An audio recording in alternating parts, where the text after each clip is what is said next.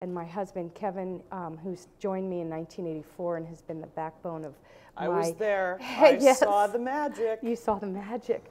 He's the reason for me still being there. I mean, we're a team, and well, it's not easy, and I watched you make decisions, and go forward. And you explained to me one time when I was really young that food is a very intimate experience, and what people put into their bodies fuels their lives. And if you don't make that as clean and right as you can, it's going to affects everything. That's right. And so the fact that this was such a priority for you, that there was something holy about food. Yeah.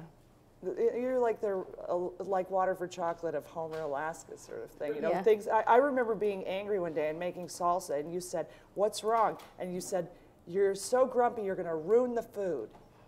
That I was going to put that into that energy in there. But you, there's definitely something to that. But when it wasn't easy, it's not easy. It's not always like, okay, you're gonna, cut costs.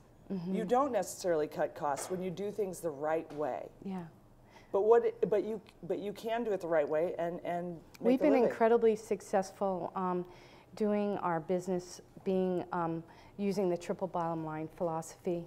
What's the triple bottom line philosophy? The triple bottom line is actually an economic structure where you're looking at how your business not just affects your dollar, how much money you make, but it's also how it affects the environment and how it affects the community that you live in, the society. So the triple bottom line, if anybody's going into business, is that's the business component that they're now finally starting to teach in some more progressive universities. It's not just about the economics, because as we're learning now with the economics, that when you have these major oil spills and catastrophic events happening in the world today, that those are directly affecting not only the environment horrifically, but it's devastating not just ecosystems of people's job opportunities. They're shutting down resorts everywhere in the whole Gulf area. Thousands and thousands of people are losing it.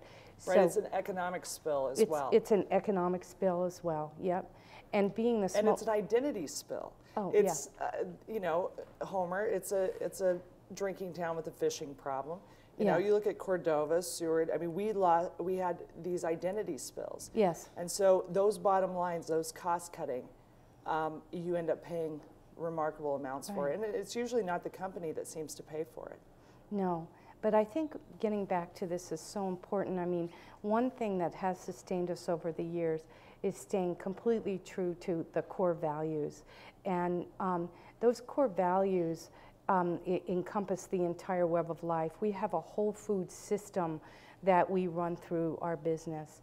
And I have researched over the last 28 years, and with my college background too, is that the having all of those components in your business is like looking and studying the law of nature, because nature has its systems. And once those systems are broken, and once those systems are compromised, they collapse. And businesses, the ones that may be making a ton of money and they look like on paper really good, and those businesses now, some of them that don't carry those core values, that don't take a sustainable look and look at nature as nature, we are part of nature.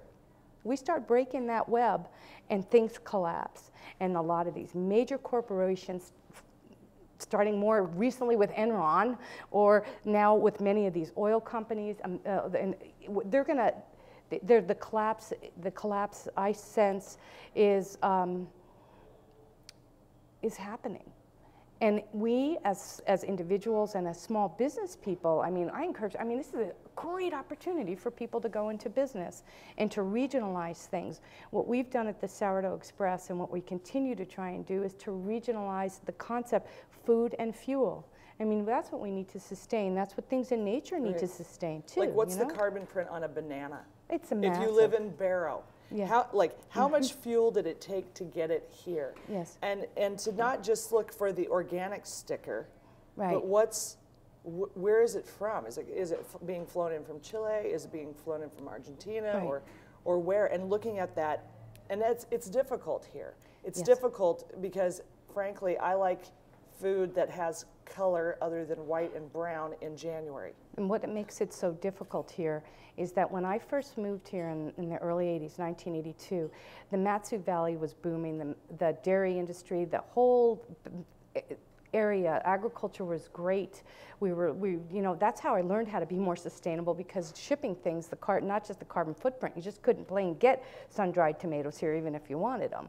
Right. So, but once that pipeline went in, the emphasis in the Matsu Valley died, the farmers died down.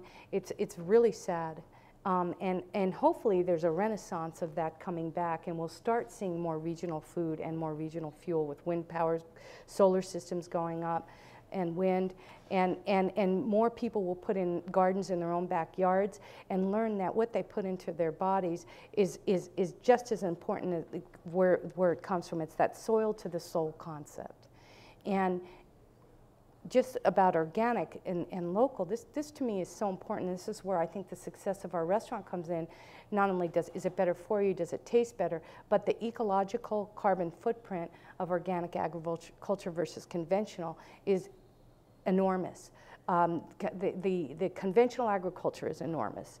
The carbon footprint is so huge. It's as much of a pollutant and a carbon sucker as the vehicles on the ground. And people aren't talking about it, right. And they're not sensing that.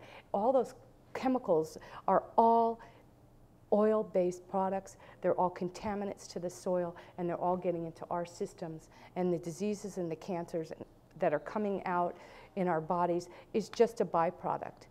And I see being Small Business Owners of the Year for Kevin and I is a great platform, and it's not an oil platform. It's a platform where we can come out, and not everybody's going to like what I have to say, and I realize there are bridges, and we don't want to burn bridges, we want to cross bridges, but hopefully what we're talking about here is having a paradigm shift of consciousness in the way we do business, the way we eat, and the way we treat the soil. And the soil is the organisms, that little organism in the soil, if it's not treated right, just like the krill for the whale and all the stuff that's going on in the Gulf, I mean, we have no idea. I mean, our whole food chain is affected. And for some politicians out there to think that we're going to drill in places where there's no humans, we can do it where there's animals, I mean, they need to go back to school. I'm sorry. And we really need to take a look at this, because our food and our fuel is critical. And so the Fresh Sourdough Express tried from the very beginning to come in with a carbon neutral approach. We're not perfect. And God knows we've got a long ways to go. But the more we can educate and the more we can teach, the young people that we have come through our place, starting like yourself at 14, 15, 16, some of them have gone on to be lawyers and economists and environmentalists, and they've started their own restaurants, and there is a huge movement out there. And our son, Jazz, who's 18 now, has been living sustainably on an organic farm and living off the grid and loving it. And there's a whole bevy of youth out there that see that less is more. And our restaurant, we give you more on your plate than most places do. But what is on that plate is, has a lot of thought behind it. Well, there's a lot of taste and not a lot of guilt, which I kind of like. Yeah, a lot of taste and not a lot of guilt. Thank you so much. I know we'll have your website up and people can look in more. Congratulations on winning the Small Business Owners of the Year. That's amazing. And it is, you haven't made easy choices. You've made the right choices. And I think that it would behoove other businesses to really look at that. I mean, we look at how many miles per gallon that we get on our cars. What's the miles per banana you're getting in barrel? I mean, let's just start to look at this different. Thanks so much, Donna. And thank you so much for being one of the best employees we ever had. Oh my gosh. Wow. Thanks. We'll be right back with Rick Sinnott.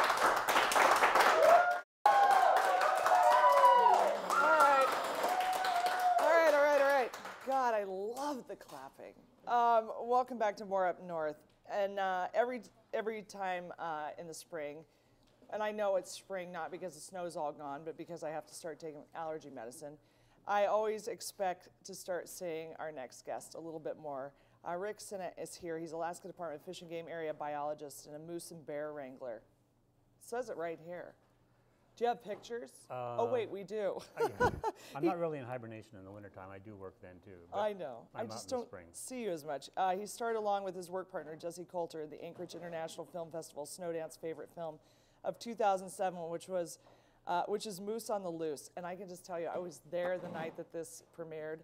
I haven't laughed that hard. It was wonderful. It was the mating rituals of moose and mailbox. Was that the favorite film? I don't recall that. It was. Oh, cool. And you were the star. Well, the animals were the star. I was the moderator and straight man for most of the It was classic.